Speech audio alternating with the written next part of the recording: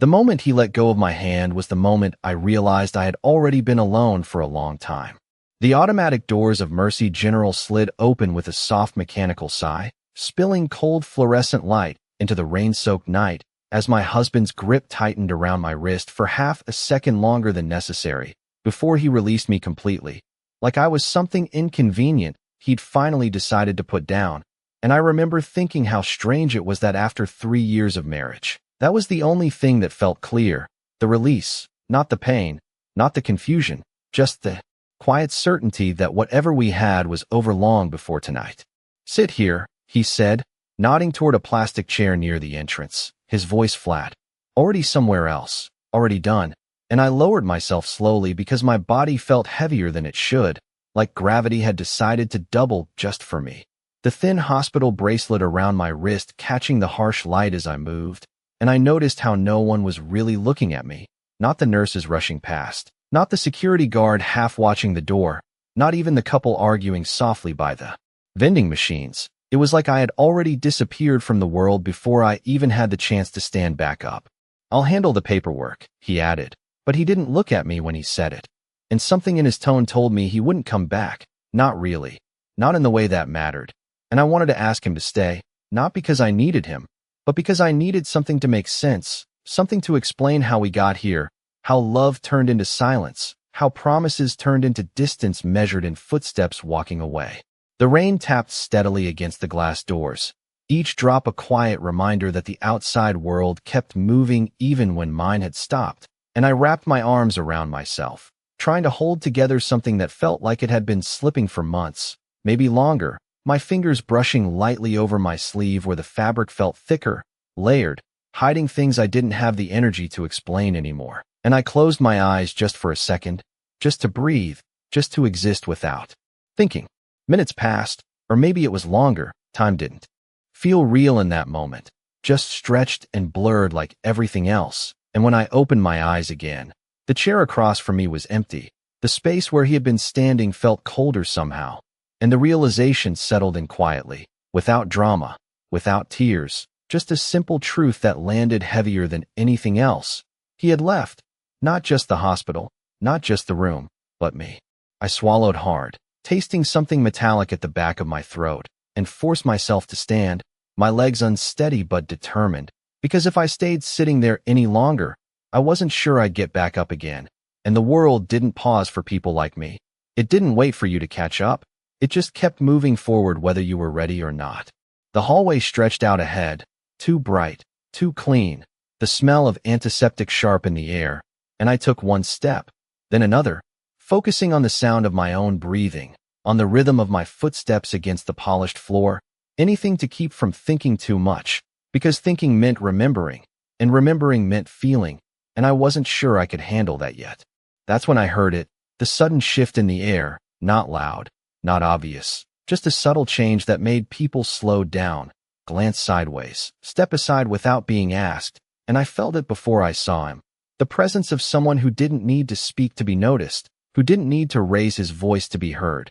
And when I finally looked up, my breath caught in my throat, not because he was handsome, though he was, not because he was dressed in a perfectly tailored dark coat that looked like it belonged in a different world entirely, but because of the way he looked at me, directly, intensely, like I wasn't invisible at all, like he saw everything I had been trying so hard to hide. He stopped a few feet away, close enough that I could see the faint line of a scar near his brow, close enough that the quiet authority around him felt almost tangible, and for a moment, neither of us said anything, the noise of the hospital fading into something distant and irrelevant, until his voice finally broke the silence, low, controlled, carrying a weight that made my heart stutter. Who did this? It wasn't a question the way most people asked questions. It was a statement waiting for confirmation, and I instinctively shook my head, my fingers tightening around the fabric of my sleeve as I forced out the words that had become second nature. It's nothing. The lie felt small the second it left my lips, fragile, transparent, and something in his expression shifted, not anger, not exactly, but something sharper, something that made the air feel thinner. He took a step closer, not enough to invade, just enough to make it impossible to pretend he wasn't there. And for the first time that night, I felt something other than emptiness, something unfamiliar, something dangerous in its own quiet way. Attention. Wrong answer, he said softly, and somewhere deep in my chest, something I thought had already broken, cracked just a little bit more. His words did not echo. They settled. Heavy. Precise. Like something placed carefully in the center of my chest, where everything already felt too full to breathe. I should have walked away. That was what people like me did when faced with people like him. We avoided. We shrank. We disappeared before we could be seen too clearly. But my feet stayed where they were, rooted to the polished hospital floor, as if the ground itself had decided I was not allowed to move yet. I tightened my grip on my sleeve, pulling it down just a fraction more even though I knew it did not change anything. He had already noticed. Men like him always noticed. It is nothing, I repeated, quieter this time, like if I said it softly enough it might become true, like I could rewrite the last 3 years into something smaller, something easier to dismiss. His gaze did not shift. It did not soften either. It simply stayed, steady and unblinking, like he was waiting for something I did not know how to give. Around us, the hospital continued its rhythm. Shoes against tile. Monitors beeping in distant rooms. A nurse calling out a name that was not mine. Life continuing in neat, clinical patterns that had nothing to do with the chaos sitting just beneath my skin. He exhaled slowly, almost imperceptibly, then glanced down at my hands, at the way my fingers trembled despite how tightly I held them together. You are shaking, he said. Not accusing, not gentle either, just stating a fact I could not argue with. I swallowed, my throat dry, and forced my shoulders back as if posture alone could make me stronger. It is cold, I replied. Another lie. Another thin layer over something much deeper. His jaw shifted slightly, the only sign that he was losing patience with the careful distance I was trying to keep between us. He stepped aside then, just enough to clear the path ahead of me, and for a second I thought that was it. That he would let me go. That this strange, intense moment would dissolve back into the sterile air of the hospital, and I would continue down the hallway like nothing had happened. But as I moved past him, one step, then another, I felt it again. That presence. Not behind me. Beside me. He walked with me without asking, his pace matching mine with unsettling precision, like he had already decided this was where he belonged. You should be in a room, he said after a few seconds, his voice lower now, meant only for me, not for the world around us. I let out a small breath that almost sounded like a laugh, though there was nothing funny about it. I said. It did not work out. The corner of his mouth moved, not quite a smile, more like he recognized something in that answer. We reached the end of the hallway where the lights dimmed slightly, the noise fading into a softer hum, and I leaned one hand against the wall for balance, the energy I had been forcing through my body beginning to drain all at once. He noticed immediately. Of course he did. His hand lifted, hovering for a fraction of a second near my arm, not touching, just there, like he was giving me the choice to accept help or refuse it. I hated how much I wanted to accept it. I straightened before he could decide for me, pushing away from the wall with more determination than strength. I am fine, I said again, the words sharper now, defensive, because the alternative was admitting that I was not, that I had not been for a long time. Something changed in his eyes then. Not anger, not frustration, something colder, more calculated. He lowered his hand slowly, as if adjusting to a new understanding. Someone brought you here, he said. Not a question. Never a question. I hesitated just long enough for that to be an answer. My husband, I said, and even saying the word felt strange, like it belonged to a different version of my life, one that no longer fit. He left. The silence that followed was different from before. Heavier. Sharper. It pressed against the edges of the moment, filling in all the spaces I was trying to avoid. He looked at me again, really looked this time, not just at my face, but at everything. The way I held myself. The way I avoided certain movements. The way I kept my eyes slightly lowered, like I had learned not to draw attention. It felt like being read line by line. Every hidden detail pulled into the open without a single word spoken. What is his name? He asked quietly. My head snapped up before I could stop it, something instinctive and immediate rising in my chest. No, I said, the word coming out faster than anything else I had said to him. You do not need to know that. His expression did not change, but the air between us did. It tightened, sharpened, like something unseen had just shifted direction. I always need to know, he replied, calm, certain, like it was not a matter of curiosity, but a rule he lived by. I shook my head, stepping back, creating space that felt too small to matter. It is over, I said, forcing the words into something solid. He is gone. That is enough. For a moment, I thought that might be the end of it, that he would accept the boundary I was trying to build with fragile hands. But then he glanced toward the entrance, toward the rain still falling steadily against the glass, and when he looked back at me, there was something final in his gaze. Not a threat, not a promise, something quieter, more dangerous in its certainty. For you, he said softly. Maybe. He paused, just long enough for the words to settle, just long enough for me to feel the shift I could not yet understand. Not for him. The words stayed with me longer than they should have. Not for him. They echoed somewhere deep, somewhere I had spent years trying to silence, because if I thought about him, about what he deserved or did not deserve, I would have to admit something I had been avoiding for a very long time. That leaving did not mean ending. That walking away did not mean safe. I wrapped my arms tighter around myself as I took another step down the hallway, trying to put distance between me and the man who spoke like consequences were something he carried in his pocket, ready to hand out without hesitation. You cannot fix everything, I said, more to the floor than to him, because it felt easier not to meet his eyes, easier not to feel that strange pull that made me want to listen even when I knew I should not. His footsteps did not slow.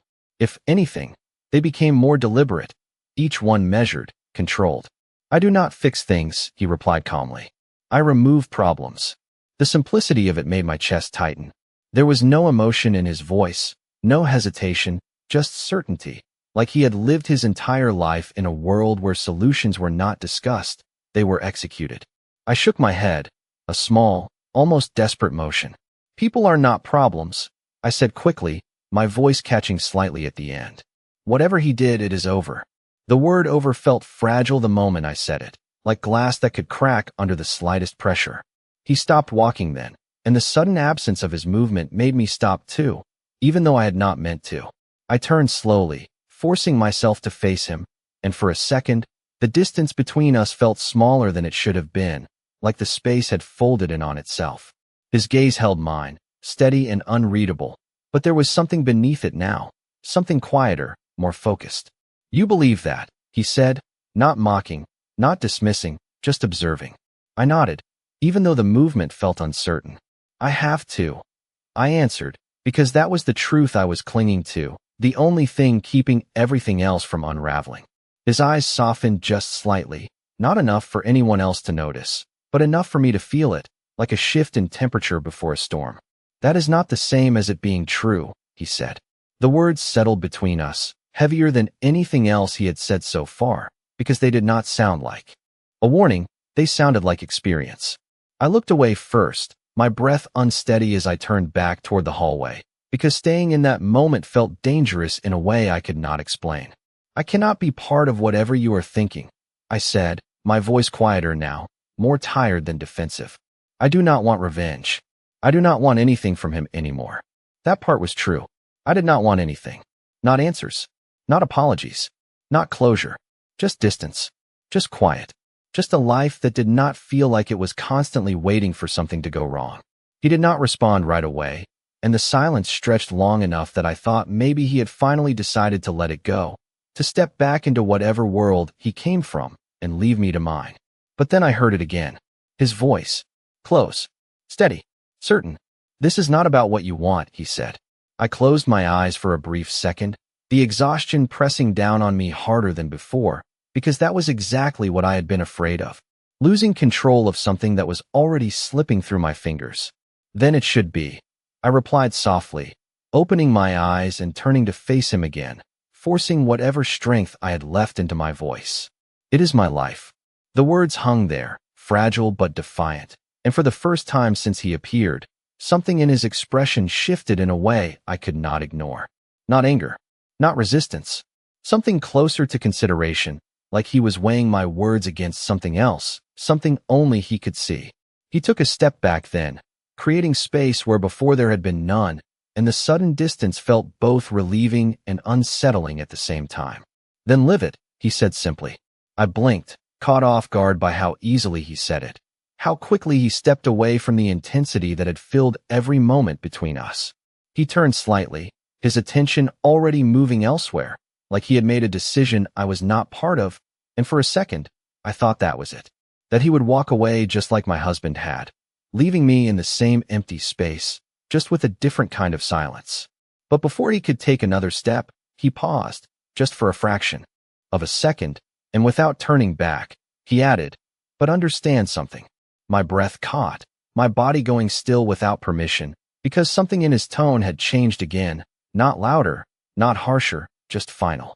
"The world does not forget men like him," he continued, his voice low, controlled, carrying that same quiet authority that had followed him since the moment he appeared. "And neither do I." The hallway felt colder after that. Not because of the air, not because of the rain outside, but because for the first time, I realized something I had not let myself think about before. I might have walked away from my past, but my past might not be done with me. And now, neither was he. The silence he left behind did not feel empty. It felt intentional, like something had been set in motion without my permission, and I was only just beginning to understand that I was already inside it. I stood there longer than I should have, staring at the space where he had been, my heart beating in a slow, uneven rhythm that refused to settle, because part of me wanted to believe that once he walked away, everything would return to normal, that I could go back to being invisible, to being overlooked, to being safe in the quiet way I had learned to survive. But something had shifted. I could feel it in the way the air pressed differently against my skin, in the way my thoughts would not stay still. I forced myself to move again, one step at a time, down the hallway that suddenly felt longer than before, each footstep echoing just a little too loud in the silence he left behind. A nurse passed me, offering a polite smile that did not quite reach her eyes, and I realized I must look worse than I felt, or maybe exactly as bad, pale, exhausted, holding myself together with effort that showed in every small movement. "Ma'am, do you need assistance?" she asked gently, slowing her pace as she noticed the way I hesitated near the wall again. I shook my head automatically. "No, thank you," I said, my voice steady enough to convince her, or at least enough for her to accept it without pressing further. That was the thing about places like this. They helped, but only as far as you let them. And I had gotten very good at not letting anyone see too much. I reached the end of the corridor where the waiting area opened up, rows of empty chairs facing a muted television that played something I could not focus on, the soft glow flickering across the room like a distant distraction. I lowered myself into one of the chairs, my body finally giving in to the exhaustion I had been holding back, my hands resting loosely in my lap as I stared at nothing in particular, just breathing, just existing in the space between what had happened and what came next. That was when I noticed it. Not immediately, not in a way that made sense at first. Just a small change in the room, a shift in attention. The receptionist behind the desk straightened slightly. The security guard near the entrance adjusted his posture. Even the nurse who had just walked away slowed again, glancing back over her shoulder like she had forgotten something important. I followed their gaze without thinking, my eyes moving toward the entrance where the rain still traced steady lines down the glass doors, and for a second, I thought I was imagining it, that the feeling was just leftover tension from everything that had already happened. But then I saw him again. Not alone this time. Two men stood a few steps behind him, both dressed in dark suits that mirrored his in a quieter, less commanding way, their presence subtle but unmistakable, like shadows that did not belong to the light. They did not speak. They did not need to. Everything about the way they moved said they were there for him. Only him. He did not look at them as he stepped inside. His attention moved across the room slowly, deliberately, until it landed on me again, like it had never left in the first place. I felt it before I could react. That same weight. That same awareness. My fingers tightened slightly against my lap, my breath catching just enough to remind me that I was not as composed as I wanted to be. He crossed the distance between us without hesitation, each step measured, controlled, and the quiet conversations around the room seemed to dim as he approached, not because anyone told them to stop, but because something about him demanded it without words. He stopped in front of me again, close enough that I had to tilt my head back slightly to meet his eyes, and for a brief moment, neither of us spoke. It felt different this time. Not like the first encounter. Not like a question waiting to be answered. This felt like something already decided. "You should not be here alone," he said finally, his voice low, calm, but carrying that same unshakable certainty that made it hard to argue, even when I wanted to. I let out a slow breath, my shoulders dropping just a fraction as I shook my head. "I am not alone," I replied quietly. "I just do not have anyone with me." The distinction mattered to me, even if it did not to him. His gaze flickered for a second, something unreadable passing through it before it settled again. "That is the same thing," he said. I almost smiled at that, not because it was funny, but because it was simple, and simplicity felt easier than everything else. "Not to me," I answered, meeting his eyes this time without looking away. Something in his expression shifted again, that subtle change I was beginning to recognize, like he was adjusting his understanding of me piece by piece. He glanced briefly at the empty chair beside me, then back at me, and without asking, he sat down. The movement was smooth, controlled, like he belonged in every space he chose to occupy, and the moment he settled into the chair, the room seemed to recalibrate around him, like everything adjusted to his presence whether it wanted to or not. I felt it again. That pull, that awareness. Not fear. Not exactly. Something else. Something quieter. "What is your name?" he asked, his tone softer now, not demanding, just direct. I hesitated, just for a second, because giving him that felt like giving him something more than I should, something that connected me to him in a way I was not ready to understand. But the silence stretched, and I realized he was not going to fill it for me. "Emily," I said finally, my voice steady despite the way my chest tightened slightly at the sound of it. His eyes held mine for a moment longer, then he nodded once, like he had just confirmed something important. "Emily," he repeated, and the way he said it made it feel different, heavier. Like it meant more coming from him than it should. He leaned back slightly in his chair, his posture still relaxed but never careless, and for the first time since he appeared in my life, I noticed something I had missed before. He was not just watching me. He was waiting. For what? I did not know yet. But whatever it was, it had already begun. The way he said my name did not feel casual. It felt like a mark. Not ownership. Not yet. But recognition. And somehow that was worse, because being seen meant being remembered, and being remembered meant I could not disappear as easily as I used to. I shifted slightly in my seat, my fingers pressing together in my lap as I tried to steady the quiet unease building inside my chest. Because nothing about this man felt temporary. Nothing about him suggested he would simply walk out of my life the way others had. "Emily," he repeated again, softer this time, as if testing how it fit, and I realized he was not asking for anything else, not pushing, not demanding more than I had already given, and that restraint unsettled me more than pressure would have. Most people took what they wanted in obvious ways. He did it differently. He waited. I cleared my throat, breaking the silence before it could stretch any further. "You still have not told me your name," I said, the words coming out steadier than I felt, because if he knew mine, if he could say it like that, then I needed something in return, something that made this feel less one-sided.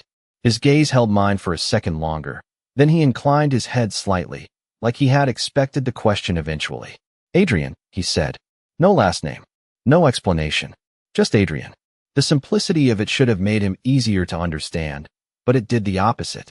It made him feel larger somehow, like a single name was enough because everything else about him spoke for itself. I nodded slowly, repeating it in my head, trying to place it somewhere familiar, but there was nothing to connect it to, no reference point, just a name that now sat beside mine in a way that felt more permanent than it should have after only a few minutes. Adrian, I echoed quietly, and something in his expression shifted again, that same subtle reaction I was starting to notice, like every time I acknowledged him, it confirmed something he already knew.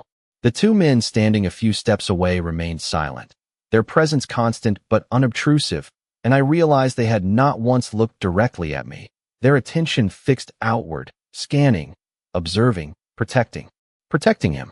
The thought settled into place slowly, and with it came another realization. People like Adrian were not alone by accident. They were alone by design. I glanced toward the entrance again, the rain still falling steadily, each drop tracing the glass like time I could not hold on to. And for a moment, I wondered what would happen if I stood up and walked out right now. If I stepped back into that rain, and kept going until everything behind me faded into something distant and manageable. But I did not move. And he noticed. Of course he did. "You are thinking about leaving," he said, not looking at me this time, his gaze fixed ahead, like he was giving me the illusion of privacy while still knowing exactly what was happening in my head. I let out a small breath, almost a sigh, because denying it felt pointless. "I am thinking about a lot of things," I replied carefully. That earned a slight tilt of his head, like he accepted the answer even if it was not complete. "And which one matters most?" he asked. I hesitated, my eyes dropping to my hands again, to the way my fingers still trembled slightly no matter how much I tried to still them. "Getting through tonight," I said finally. "That is enough for me." It was the truth. I did not have the energy to think beyond that, beyond the next hour, the next step, the next breath. The future felt too large, too uncertain, and I had spent too long just trying to make it through each day to suddenly start planning anything more. Adrian was quiet for a moment, and when I looked up again, his gaze had shifted slightly, not softer, but more focused, like he had narrowed his attention down to something specific. "Then we start there," he said. The word "we" landed heavier than anything else, because it implied something I was not sure I was ready for, something shared, something connected. I shook my head instinctively, my shoulders tightening as I leaned back slightly, creating space that felt too small to matter. "No," I said quickly. "There is no we. You do not even know me." His response came without hesitation. "I know enough." The certainty in his voice made my chest tighten again, because I was not sure what enough meant to someone like him, what he had already decided based on the few moments we had shared, what conclusions he had drawn without asking permission. "You saw me for 5 minutes, I said, my voice sharper now, a flicker of frustration breaking through the exhaustion. "That is not enough to decide anything." He turned his head then, finally looking directly at me again, and there was something in his eyes that stopped me mid-breath, something that felt less like judgment and more like recognition. "It is enough to know you did not deserve to be left like that," he said quietly. The words hit harder than they should have, because they were simple, because they were obvious, and because no one had said them out loud before. I felt something shift inside me, something small and fragile, like a crack forming in a wall I had built carefully over time. I looked away quickly, my throat tightening as I forced my breathing to stay even, because acknowledging that, accepting that, felt like opening a door I was not ready to walk through. "It does not matter," I said softly, the words barely above a whisper. "It already happened." Adrian did not argue. He did not correct me. He just watched me for a long moment, and then he said something that made my heart stop for a second before it started again, faster this time. "That does not mean it is finished." The rain outside grew heavier, the sound against the glass louder now, filling the silence between us, and for the first time since this night began, I realized something I had not allowed myself to consider before. Maybe walking away was not the end of my story. Maybe it was just the part where someone else decided to step in. The word "finished" lingered in my mind like something unfinished itself, incomplete and unresolved, and I realized I did not know what it would even look like for something like this to be over, because walking away had never truly meant freedom. It had only meant distance, and distance was fragile when the past still knew where to find you. I shifted slightly in my seat, my shoulders tightening as I tried to hold on to the small sense of control I still had, because the way Adrian spoke made it feel like control was something that could be taken quietly, without force, simply by deciding it no longer belonged to you. "You do not get to decide that," I said, my voice steadier than I expected, even as my fingers curled slightly against my lap, grounding myself in something real, something I could still claim as mine. His gaze did not waver. It never did. "I do not decide what happened," he replied calmly. "I decide what happens next." The distinction was subtle, but it landed harder than anything else he had said, because it shifted everything forward, away from the past I had been trying to bury and into something I had not prepared for. I shook my head slowly, a quiet resistance that felt small compared to the certainty in his voice. "That is not your responsibility," I said, "and it is not your place." He leaned back slightly in his chair, his posture relaxed but never careless, and for a moment, it looked like he might let it go, like he might accept the boundary I was trying to draw between us. But then he spoke again, and the calm in his voice carried something deeper, something that felt like truth rather than opinion. "You are right," he said. "It is not my responsibility." I blinked, caught off guard by the agreement, by the way he did not argue or push back, and for a second, I thought that might be the end of it, that he would step away from whatever line he had been walking toward. But then he continued, his voice lowering just slightly, enough to make the words feel more personal. "It is my choice." That landed differently, heavier, because responsibility could be denied, avoided, ignored, but choice was deliberate, intentional, something he was stepping into fully aware of what it meant. I felt my breath catch for a moment, my chest tightening as I searched for something to say that would push him back, that would create distance where there was none. "Why?" I asked finally, the question slipping out before I could stop it. Because I needed to understand, needed to find something logical, something that made sense of why a stranger would involve himself in a life that had nothing to do with him. His eyes held mine, steady and unflinching, and for a brief second, something softened there, not enough to weaken the intensity, but enough to make it feel less like control and more like intention. "Because you were left," he said simply. The answer should not have been enough. It should not have explained anything. But the way he said it, the quiet certainty behind the words, made it feel complete, like he did not need anything else to justify the decision he had already made. I looked away again, my throat tightening as I tried to process that, because it was too simple, too direct, and it cut through every excuse I had been holding on to. "That happens," I said quietly, more to myself than to him. "People leave." Adrian did not respond immediately, and the silence stretched just long enough to make me glance back at him, to see the way his expression had shifted again, that subtle change I was starting to recognize as something deeper than it appeared. "Not like that," he said finally. The certainty in his voice made my chest tighten again, because he was not questioning it, not wondering, just stating something he had already decided was true. I opened my mouth to argue, to push back, to tell him he did not understand, that he could not understand something he had only seen for a moment, but the words did not come. Because part of me knew he was right. Not in a way I wanted to admit, not in a way I was ready to accept, but in a way that settled quietly beneath everything else, impossible to ignore. I let out a slow breath, my shoulders dropping slightly as the fight I had been holding on to began to fade, not because I agreed with him, but because I did not have the energy to keep pushing against something that felt immovable. "Even if you are right," I said softly, my voice quieter now, more tired than before, "it still does not change anything." Adrian watched me for a long moment, his gaze steady, focused, like he was waiting for something beneath my words rather than the words themselves. Then he leaned forward slightly, his voice lowering just enough to make the next sentence feel like it belonged only to me. "It changes what he believes will happen next," he said. The words settled slowly, unfolding in my mind piece by piece, and for the first time, I felt something shift that was not fear, not uncertainty, but something unfamiliar, something I had not allowed myself to feel in a long time. Possibility. I shook my head again, but this time the movement felt different, less certain, less absolute. "You do not know him," I said, even though the argument felt weaker now, like it was losing strength the longer I held on to it.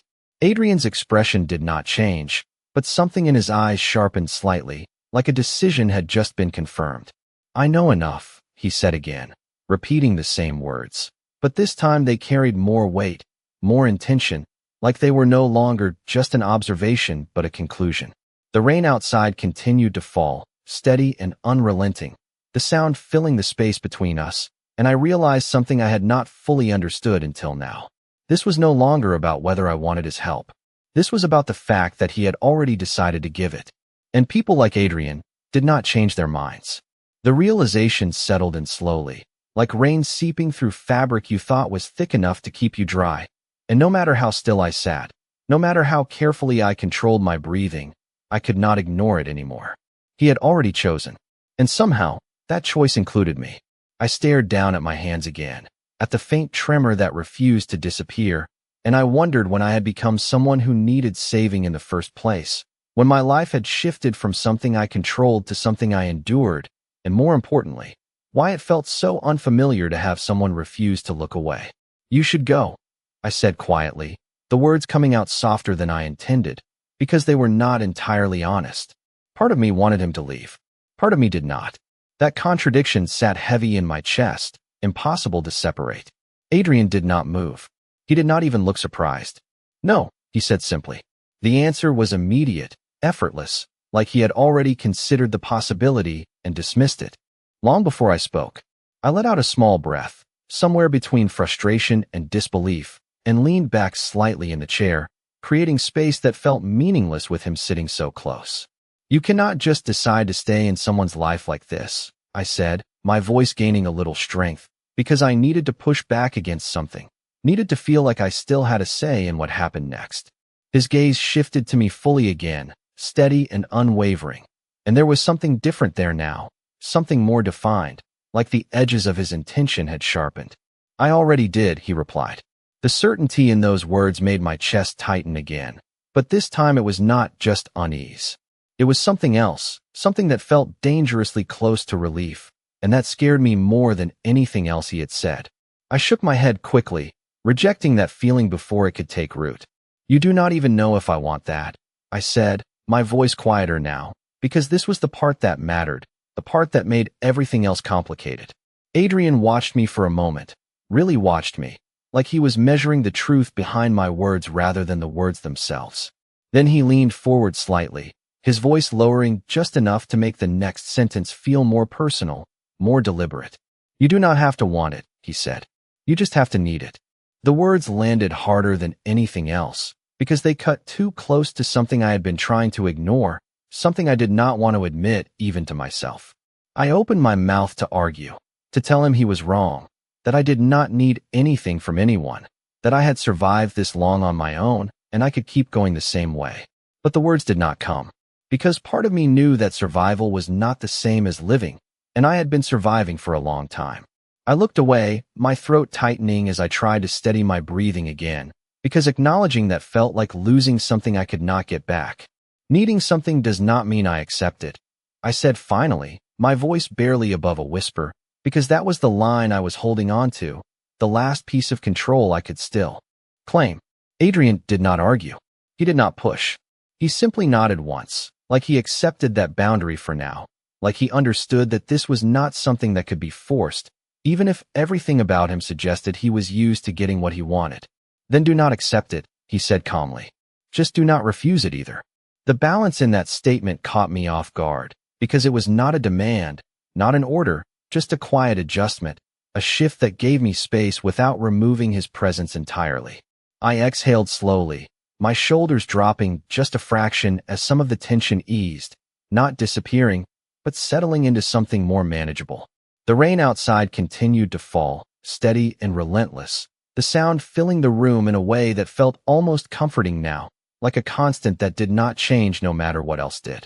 I glanced toward the entrance again, watching the blurred shapes of cars passing by, headlights cutting through the darkness in brief flashes of clarity before disappearing again, and I realized how tired I was, not just physically, but in a way that felt deeper, like exhaustion had settled into my bones over time, and I had only just noticed the weight of it. What happens now? I asked quietly, not looking at him this time, because the question felt too real, too close to something I was not sure I was ready to face. There was a pause, brief but intentional, like he was choosing his answer carefully, and when he spoke, his voice carried that same calm certainty that had been there from the beginning. Now, he said, you rest. The simplicity of it made me blink, caught off guard again, because it was not what I expected, not what I had prepared myself to hear. I turned my head slightly, glancing at him from the corner of my eye, searching for something more, something hidden behind the words, but there was nothing complicated there, nothing layered or disguised. Just a statement, just a decision. And you? I asked softly, the question slipping out before I could stop it, because if I was supposed to rest, then what did that mean for him, for whatever plan he had already set in motion? Adrian leaned back slightly in his chair again, his gaze shifting away from me for the first time in a while, not distracted, just focused elsewhere, like his attention had expanded beyond this room, beyond this moment. I make sure, he said quietly, that when you wake up, nothing follows you anymore. The words settled into the space between us, heavier than anything else he had said so far, and for the first time since this night began, I felt something shift in a way I could not ignore. Not fear, not uncertainty, something deeper, something quieter. For the first time, I felt like maybe I would not have to carry everything alone. The promise he made did not feel like comfort.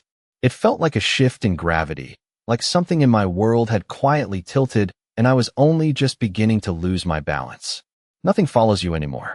The words repeated in my mind, slow and deliberate, and I realized I did not know what that kind of silence would feel like. A life where I did not have to look over my shoulder, where I did not have to measure every decision against someone else's reaction.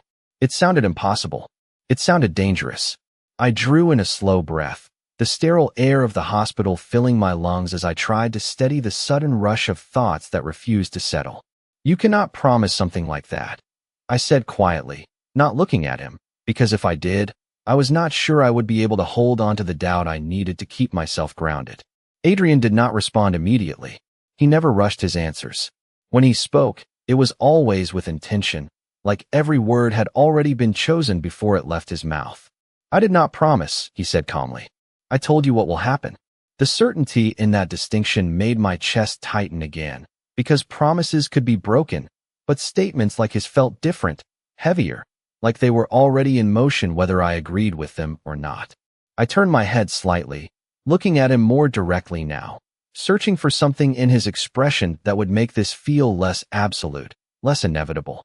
You talk like everything is already decided, I said, my voice steady but softer now, less resistant than before. He met my gaze without hesitation, that same unwavering focus locking onto me like nothing else in the room existed. Some things are, he replied. I swallowed, the quiet confidence in his voice settling into me in a way I could not ignore, because it was not arrogance, not the kind that needed to prove itself.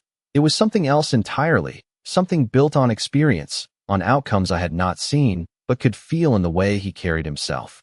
The silence stretched again, but this time it felt different, less tense, more like something waiting to unfold rather than something pressing in. I leaned back slightly in my chair, my body finally beginning to give in to the exhaustion I had been holding at bay for too long, my eyes drifting toward the muted television across the room, though I could not focus on what was playing. The flickering light cast soft shadows across the floor, and for a moment, everything felt distant, like I was watching my own life from somewhere just outside of it. I do not even know what that means, I admitted quietly, more to myself than to him. Nothing follows you. I repeated the words slowly, testing them, trying to understand how something like that could exist when my past had always felt like something that stayed close, something that never really let go. Adrian shifted slightly beside me, his posture still composed, still controlled, but there was something different now, something quieter, like the edges of his intensity had softened just enough to make space for something else. It means you stop looking over your shoulder, he said. It means when you walk out of here, you do not have to wonder who is behind you. I closed my eyes for a brief second, the image settling into my mind before I could stop it, and I realized how long it had been since I felt that kind of certainty, if I had ever felt it at all. That is not something you can control, I said softly, though the words lacked the strength they had before. He did not correct me. He did not argue. He simply let the silence sit between us for a moment before he spoke again, his voice lower now, more measured. It is not something you control, he said. It is something I do. The shift in language was subtle, but it carried weight, because it placed the responsibility entirely on him, removing it from me in a way that felt both relieving and terrifying at the same time. I opened my eyes again, turning my head slightly to look at him. Really look this time, not just at the surface, not just at the presence he carried so effortlessly, but at the man behind it, at the quiet confidence, the controlled stillness, the way he seemed to exist in a world where decisions were not questioned, only executed. Why me? I asked again, the question softer now, less defensive, more honest, because I needed to understand, needed something that made this feel less like chance and more like reason. His gaze held mine for a moment, and for the first time since I met him, there was something there that felt almost human in a way I had not expected, something that was not just control or authority, but something quieter, something that looked a lot like recognition. Because you are still standing, he said simply. I blinked, caught off guard by the answer, because it was not what I expected, Not something dramatic or complicated, just a simple observation that carried more weight than it should have. That does not make me special, I said quietly. Adrian shook his head once, a small, almost imperceptible movement. It makes you worth noticing, he replied. The words settled into me slowly, filling a space I had not realized was empty. And for a moment, I did not know how to respond, because no one had ever framed it that way before. No one had ever looked at survival and seen something more than just endurance. The rain outside continued to fall, steady and unchanging, and I realized how tired I was, how heavy everything felt, not just physically, but emotionally, like I had been carrying something for so long that I forgot what it felt like to put it down. My eyes drifted closed again, just for a second, just to rest, just to breathe, and I felt it then, the shift in the air beside me, the quiet presence that did not leave, that did not fade, that simply stayed. Sleep, Adrian said softly, his voice closer now, but not overwhelming, just there, steady and certain. I hesitated for a moment, my mind still trying to hold on to control, still trying to stay alert, to stay aware, but my body was already giving in, the exhaustion pulling me under. In a way I could not fight anymore. And for the first time in a long time, as I let my eyes close fully and the world around me faded into something distant and quiet, I realized something that should have terrified me, but did not. I was not afraid of what would happen while I slept. I was afraid of what would change when I woke up. I did not remember falling asleep. One moment I was sitting under the harsh hospital lights, trying to hold myself together, and the next, everything was gone, replaced by a quiet darkness that felt deeper than rest, heavier than sleep, like my body had finally taken control when my mind refused to let go. When I opened my eyes, the world came back slowly, piece by piece. The soft hum of machines, the faint scent of antiseptic, the distant murmur of voices moving through hallways that never truly slept. For a second, I did not move. I just lay there, staring at the ceiling above me, trying to understand what had changed, because something had. I could feel it before I could name it. The chair beside the bed was no longer empty. Adrian was there, not moving, not speaking, just sitting, one hand resting loosely against the armrest, his posture as composed as it had been hours ago, like time had not touched him the same way it had touched me. I blinked slowly, my throat dry as I shifted slightly against the hospital bed, the thin blanket rustling beneath me. You stayed, I said, my voice softer than I expected, still caught somewhere between sleep and reality. His gaze lifted immediately, focused and clear, like he had not been resting at all. I said I would, he replied. Simple, certain, like everything else about him. I pushed myself up just a little, the movement slower than I wanted, my body reminding me that rest had not erased everything, that exhaustion still lingered beneath the surface. How long? I asked quietly. Adrian glanced toward the window, where the rain had slowed to a faint drizzle, the dark sky beginning to lighten just slightly at the edges. Long enough, he said.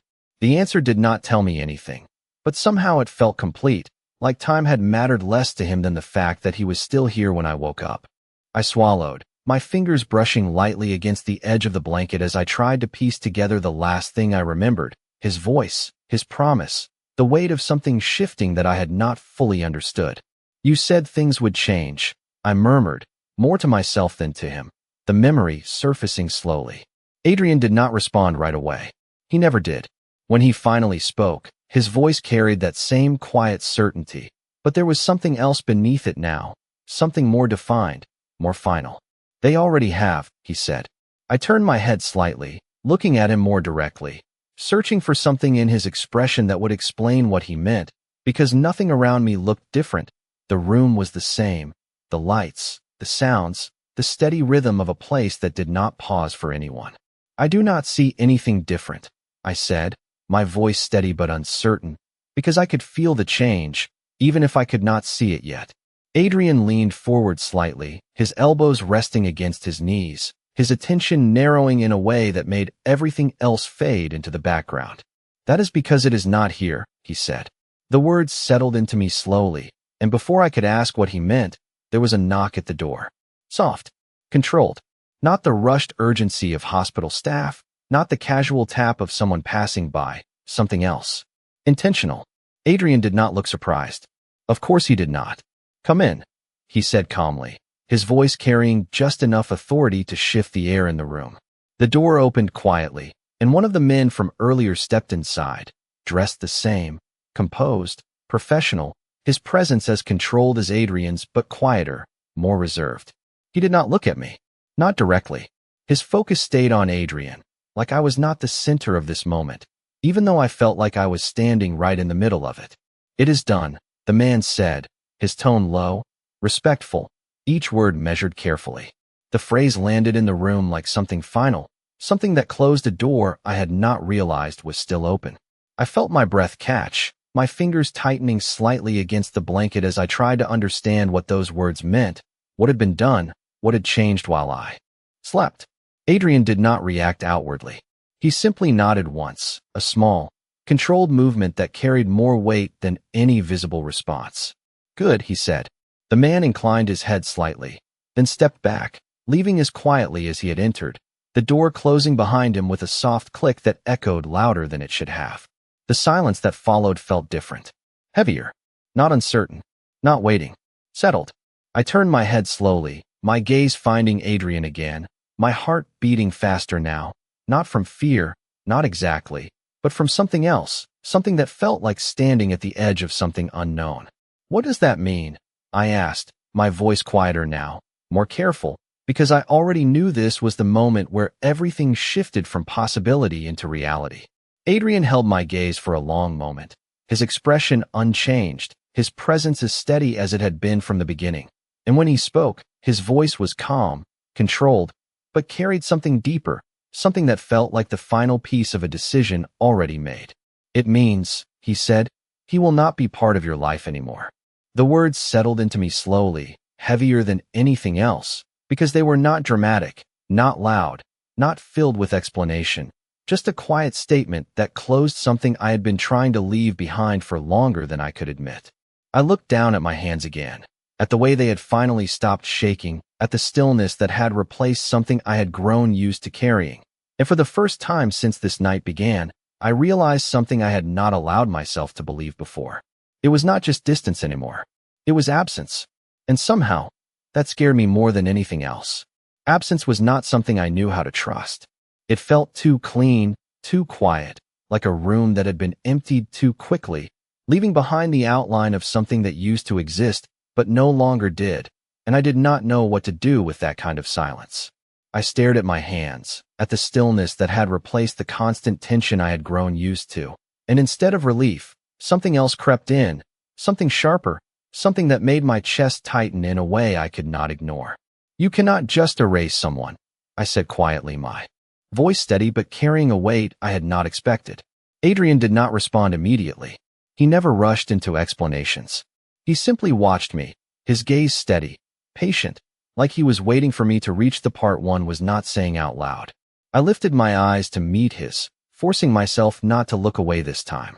"People do not just disappear," I continued, the words coming slower now, more deliberate, because I needed to understand what he meant, needed to anchor myself in something real. "That is not how the world works." Adrian leaned back slightly in his chair, his expression unchanged, his presence still as controlled as ever, but there was something different in the way he watched me now, something more attentive, like he was listening beyond the surface of my words. "It is not about the world," he said calmly. "It is about your world." The distinction settled into me slowly, and I felt my breath catch again, because that was the part that mattered, the part that made everything feel more real than it should have. My world. Not the city. Not the hospital. Not the people moving in and out of this building like nothing had changed. Just mine. I shook my head slightly, the movement small but firm, because accepting that felt like stepping into something I did not fully understand. "That still does not make it right," I said, my voice softer now, less resistant but no less certain. Adrian did not argue. He did not correct me. He simply nodded once, acknowledging the statement without trying to change it. "Right is not always the same as necessary," he replied. The words settled heavier than I expected, because they did not try to justify anything. They did not try to convince me. They simply existed, leaving me to decide what they meant on my own. I looked away again, my gaze drifting toward the window where the sky had begun to lighten, the gray of early morning stretching across the horizon, washing away the darkness that had defined the night. It felt symbolic in a way I did not want to admit, like something had ended and something else was beginning, even if I was not ready for it. I did not ask for this, I said quietly, more to the space between us than to him, because that truth felt important, felt like something I needed to hold on to. Adrian's response came without hesitation. I know, he said. I turned my head slightly, looking at him again, searching for something in his expression that would tell me he understood what that meant, what it felt like to have your life shift without your permission, to have decisions made around you instead of with you. Then why does it feel like I do not have a choice? I asked, the question slipping out before I could stop it, because that was the part that unsettled me the most, not what he had done, but how easily it had been done. Adrian held my gaze for a long moment, his expression unreadable, his presence as steady as ever, and when he spoke, his voice was quieter than before, less commanding, more measured. You do, he said. I blinked, caught off guard by the simplicity of the answer, because it did not feel true, not in the way things had unfolded, not in the way everything had shifted while I was asleep. Then what is it? I asked, my voice sharper now, because if there was a choice, I needed to see it, needed to understand it before it disappeared again. Adrian leaned forward slightly, his attention narrowing, focusing entirely on me in a way that made everything else fade into the background.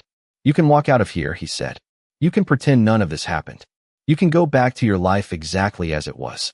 The words landed carefully, each one placed with intention, and for a moment, I could see it, that version of reality, the one where I left this room and everything stayed the same, where I carried on like I always had, like nothing had shifted, like nothing had changed. But even as I imagined it, I felt something inside me resist, something quiet but undeniable, because I knew that version of my life was not the same anymore, not after tonight, not after him. And the other option, I asked softly, because I already knew there was one. Adrian did not look away. He did not hesitate. You accept that things have changed, he said. The simplicity of it made my chest tighten again, because it was not a list of conditions, not a complicated explanation, just a single shift in perspective that carried more weight than anything else. I let out a slow breath, my shoulders dropping slightly as I processed that, as I felt the quiet truth of it settle into place. Things had changed, whether I wanted them to or not, whether I accepted it or not. I looked down at my hands again, at the steadiness that had replaced something I had grown used to carrying, and for the first time, I allowed myself to acknowledge what that meant. Something had been taken from me, but something had also been removed. I lifted my gaze back to Adrian, meeting his eyes fully this time. No hesitation, no distance, just a quiet understanding that had not been there before. And you? I said softly, the question forming slowly, carefully, because this was the part one had not asked yet, the part that mattered more than anything else. Where do you fit into that? Adrian's expression did not change, but something in his eyes shifted, something that felt less like control and more like certainty, like he had been waiting for that question from the moment we met. I do not fit into it, he said calmly. He paused, just long enough for the words to settle, just long enough for me to feel the weight of what came next before he said it. I am part of it now, and for the first time since I woke up, I realized something I could not ignore anymore. This was not just about what he had changed. It was about the fact that he was not going anywhere.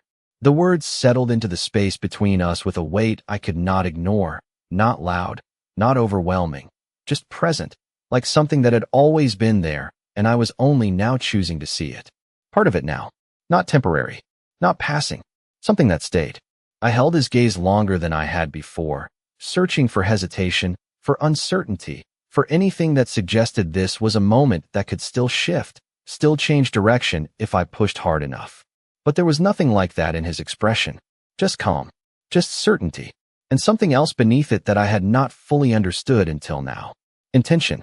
I exhaled slowly, my fingers tightening slightly against the thin hospital blanket as I tried to ground myself in something familiar, something that still belonged to me. You say that like it is already decided, I said quietly, though the resistance in my voice felt different now, less sharp, more uncertain, like it was losing its edge the longer I held on to it. Adrian did not look away. He never did. It is, he replied. Simple, direct, final. I felt something shift inside me at that, Not breaking, not falling apart, just adjusting, like a piece of something moving into a place it had not occupied before. I looked down at my hands again, at the stillness that had replaced something I had carried for so long I had stopped noticing it, and I realized how unfamiliar this felt, this quiet, this absence of tension that had once been constant. You keep making decisions like I am not part of them, I said after a moment, my voice softer now, not accusing, just honest, because that was the part one could not ignore, the part that mattered more than anything else. Adrian leaned back slightly in his chair, his posture relaxed but never careless, and for the first time, he did not answer immediately. He considered it. I could see it in the slight shift of his gaze, in the way his attention narrowed, not dismissing my words, but weighing them. You are part of them, he said finally. I shook my head slowly, the movement small but deliberate. That is not what it feels like, I replied. The honesty of it surprised me, because I had spent so long avoiding saying what something felt like, avoiding putting words to things that were easier to ignore when left undefined. But there was no avoiding this. Not anymore. Adrian watched me closely, his expression unchanged, but something in his eyes shifted again, something quieter, something that felt less like control and more like understanding. Then tell me what it feels like, he said. The invitation caught me off guard.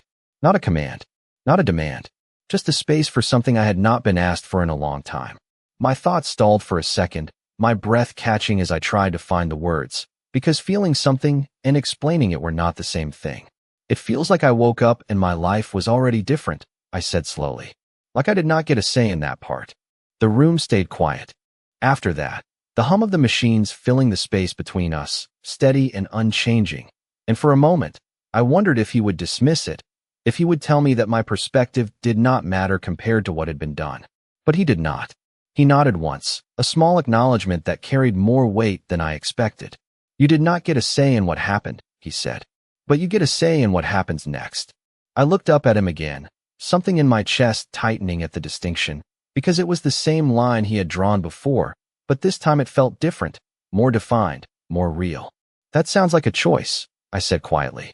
Adrian held my gaze, steady and unwavering. It is, he replied. I swallowed, my fingers loosening slightly against the blanket as I let that settle, as I let the idea of choice exist in a space where everything had felt predetermined just moments ago. Then what happens if I choose something you do not like? I asked, the question coming out softer than I intended, but no less important, because this was the part that mattered, the part that defined everything else. Adrian did not hesitate. Then I adjust, he said. The simplicity of it made me blink, because it was not what I expected, not resistance, not control, just a quiet statement that left space for something I had not considered before. Flexibility. I studied him for a moment, really studied him, looking for any sign that this was something he said easily but did not mean, any indication that his certainty would override whatever choice I made. But there was nothing like that. Just calm, just control, and something else beneath it that I was starting to recognize as something real. Respect. It was subtle, quiet, but it was there. I let out a slow breath, my shoulders dropping just slightly as some of the tension I had been holding on to began to ease, not disappearing, but shifting into something more manageable. You are not what I expected, I admitted quietly, the words slipping out before I could stop them.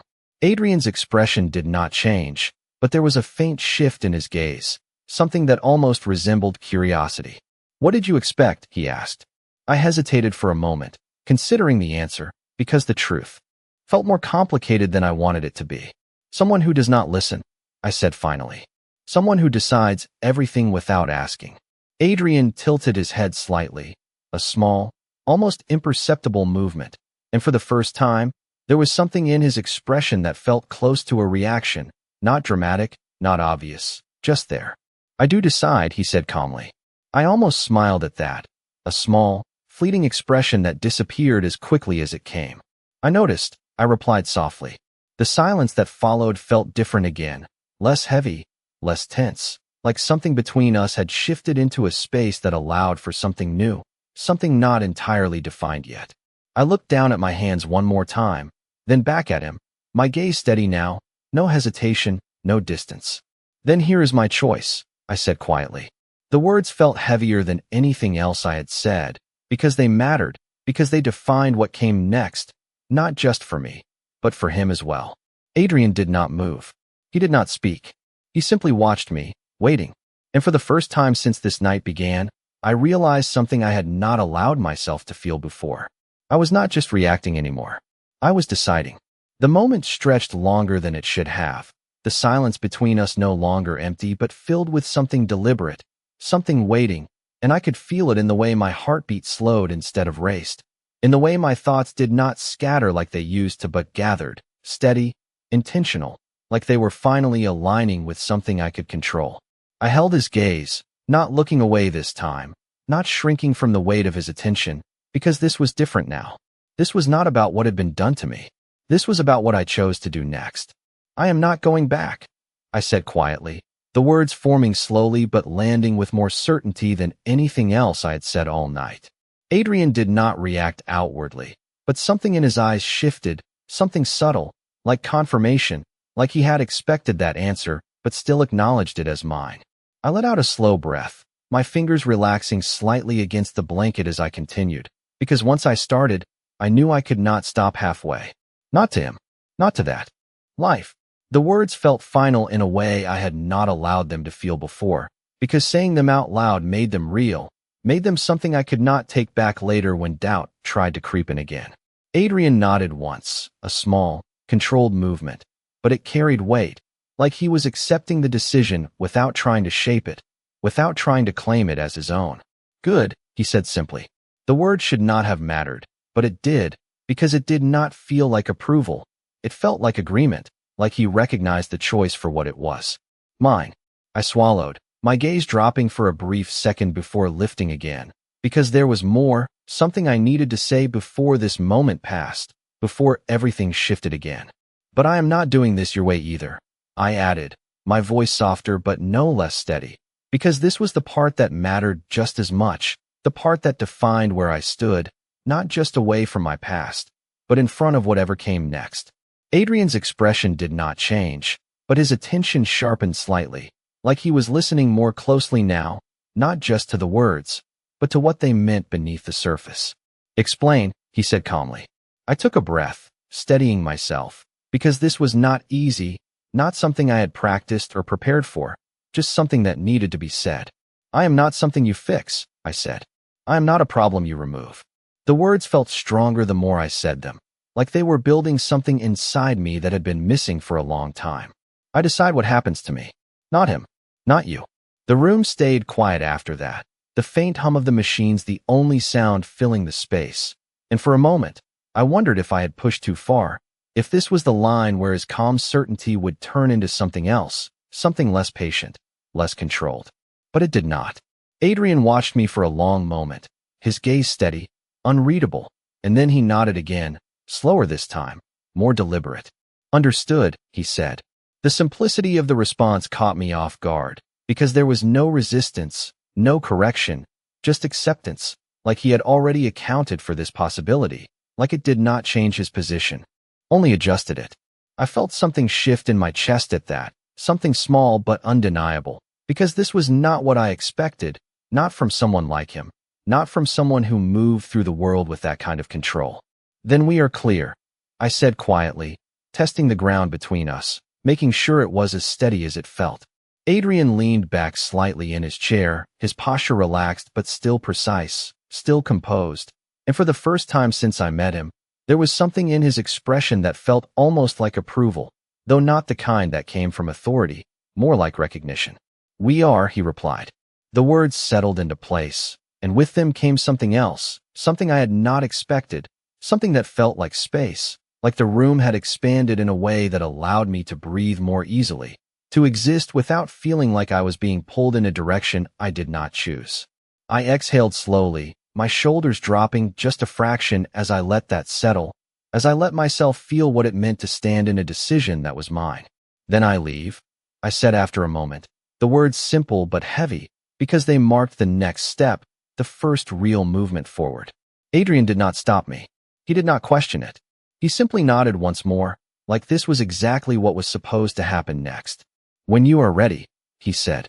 I pushed the blanket back slowly, my movements careful but steady as I swung my legs over the side of the bed, my feet touching the cold floor with a sensation that felt more real than anything else so far, grounding me in the moment, in the choice I had just made. I stood up, the world tilting slightly before settling again, and for a second, I closed my eyes, steadying myself, not just physically, but mentally, because this was it, the point where everything shifted from words into action. When I opened my eyes again, Adrian was still there, watching, not interfering, not stepping in, just present, like a constant that did not need to move to be felt. I took a step forward, then another, each one more certain than the last, and as I reached the door, my hand resting lightly against the handle, I paused, just for a second, something pulling at my thoughts before I could stop it. I turned my head slightly, looking back at him, meeting his gaze one more time, and for the first time, the question that came was not about control, not about fear, but about something else entirely. "Are you coming?" I asked softly. Adrian's expression did not change, but something in his eyes shifted, something that felt like the beginning of something neither of us had fully defined yet. "I told you," he said calmly. "I am part of this now." And this time, when I turned back toward the door, the words did not feel like something taking control away from me. They felt like something walking beside it. The door felt heavier than it should have, not because of the metal, not because of the handle beneath my fingers, but because of what stood on the other side of it. For the first time in a long time, I was not walking out of something. I was walking into something. I pushed it open slowly, the soft click of the latch echoing louder in my head than it did in the hallway, and the world outside the room felt different, even though nothing had changed. Same lights, same sterile floors, same quiet rhythm of a hospital that never stopped moving. But that was the difference. My steps were slow at first, careful, like I was testing the ground beneath me, making sure it would hold, making sure I would not fall back into something I had just left behind. I could hear him behind me, not close enough to crowd, not far enough to disappear, just there, consistent, steady. I did not turn around. I did not need to. I could feel it. That presence that did not ask for attention, but never lost it either. We walked through the hallway in silence, but it was not the same silence as before. This one did not feel heavy. It did not press down on my chest or fill my thoughts with questions I could not answer. It felt open, like space, like something had been cleared away without me noticing the exact moment it happened. As we reached the main entrance, the glass door slid open automatically, and the early morning air hit my face, cool and clean, carrying the faint scent of rain that had finally stopped sometime while I was asleep. The sky was lighter now, soft gray turning into something brighter at the edges, and for a second, I just stood there, breathing it in, letting it settle into me, letting it remind me that time had moved forward even when I felt stuck. I stepped outside. No hesitation this time. No second guessing. Just movement. The pavement was still damp beneath my feet, reflecting the faint glow of the streetlights that had not yet turned off, and the world felt quiet in a way that was not empty, just waiting. I wrapped my arms lightly around myself, not out of fear, not out of habit, just because the air was cooler than I expected, and I realized something small but important. I was not looking over my shoulder. The thought came without effort, without awareness, just there, like something that had always been missing, and I had only just noticed its absence. I took another step forward, then another, letting that realization settle into something real, something I could hold on to. Adrian stepped beside me then, not ahead, not behind, just aligned, his pace matching mine without a word, without a question, like it had already been decided without needing to be discussed. I glanced at him briefly, just enough to confirm what I already knew. He was still there. Of course he was. His expression was the same as always, calm, composed, unreadable to anyone who did not look closely enough. But I was starting to see the difference now, the small shifts, the subtle changes that most people would miss. He was not watching me the way he had before, not analyzing, not assessing, just present. "This is where I would usually stop," I said quietly, my voice breaking the silence between us, not because I needed to fill it, but because the thought felt important enough to say out loud. Adrian did not look surprised. "Usually," he repeated, his tone neutral, but there was something beneath it, something that acknowledged the change in that single word. I nodded slightly, my gaze drifting forward again, toward the street that stretched out ahead, toward a life that suddenly felt unfamiliar in the best and worst ways at the same time. Usually, I would walk away and hope nothing follows me. I continued, the honesty coming easier now, less guarded, less filtered. Adrian's response came after a brief pause, his voice steady, grounded, like everything else about him. And now, he said. I let out a slow breath, feeling the weight of the question, not heavy, not overwhelming, just real, just present in a way that demanded an answer. I thought about it for a second, about everything that had changed, everything that had been taken, everything that had been removed, and for the first time, I realized something that felt simple and complicated at the same time. Now, I said quietly, I walk forward. The words settled between us, and for the first time, they did not feel uncertain. They did not feel like something I was trying to convince myself of. They felt true. Adrian nodded once, a small movement, but it carried the same weight as everything else he did. Good, he said. We stood there for a moment longer, side by side, the city slowly waking up around us, the quiet of early morning giving way to something busier, something louder, something alive. I took another step forward, then another, my movements more certain now, more grounded, and I realized something as I moved, something that settled into me with a quiet clarity I had not felt in a long time. He did not take my hand. He did not guide me. He did not tell me where to go. He just walked beside me. And somehow, that meant more than anything else he could have done. I glanced at him one last time, a small, almost unnoticeable movement, and in that moment,